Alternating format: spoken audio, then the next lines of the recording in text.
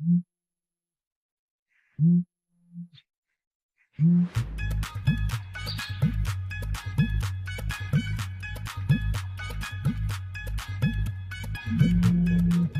ফোনটা রিসিভ কর না। না বাবা, তেমন ইম্পর্টেন্ট কেউ না, কাস্টমার কেয়ার থেকে কল দিচ্ছে আর কি। খা।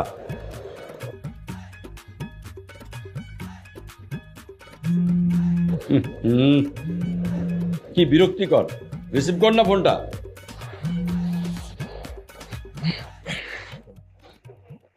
হ্যালো। কি ব্যাপার, এতক্ষণ ধরে ফোন দিচ্ছি, তুমি ফোন ধরছো না যে? আরে আমার ফোন তো সাইলেন্ট করা ছিল, আর নাস্তা করতেছিলাম তো তাই রিসিভ করতে পারিনি। কি ব্যাপার বলো? হ্যাঁ, তুমি খেতেই থাকো। আর এদিকে যে আমার অন্য জায়গায় বিয়ে হয়ে যাচ্ছে, সেটার কি হবে শুনি? কি বলো, হঠাৎ বিয়ে কেন? হ্যাঁ হ্যাঁ হ্যাঁ, good news, congratulation. Good good good.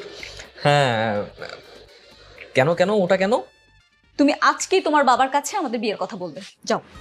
হ্যাঁ, আসবো আসবো আসবো আসবো, মানে বলবো বলবো, ঠিক আছে। হ্যাঁ ঠিক আছে বললে তো হবে না, তুমি এক্ষুনি তোমার বাবাকে বলবে। আচ্ছা, কলটা কেটে তারপর বলি।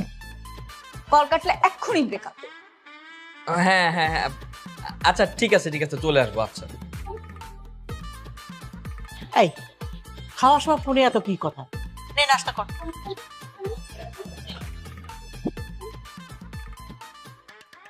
বাবা, আমি তোমাকে কিছু বলতে চাই। বল। বাবা, এই ব্যাপারটা আমার লাইফের ব্যাপারে, খুব ইম্পর্টেন্ট কথা, খুব মনোযোগ দিয়ে শুনতে হবে তোমাকে। খুব মনোযোগ দিয়ে শুনছি, বল। হ্যাঁ, বাবা আমি কি আমি করছিস? কি বলবি বল না। ওয়াশরুম বাবা, আমি ওয়াশরুমে যাবো।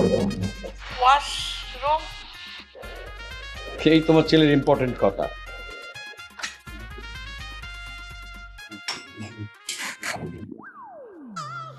হ্যালো। তোমাকে কি আমি ওয়াশরুমের কথা বলতে বলেছি?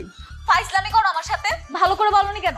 আরে আমি তো বলতেই চাচ্ছিলাম, তুই বিয়ের কথা কিভাবে বলবি? আমার বাবা যে রাগী, বাবার দিকে তাকাতেই তো ভয় পাই, সব ভুলে যাই। তাহলে আমাকে ভুলে যাও। এই না না, এইটা আবার কোন ধরনের কথা বললো? দেখো তো, এমনিতে একটা মানসিক প্যারার মধ্যে আছি, তারপর আবার এরকম হবে? ঠিক আছে যাও, তোমাকে আরেকটা চান্স দিলাম। আচ্ছা ঠিক আছে, যাচ্ছি।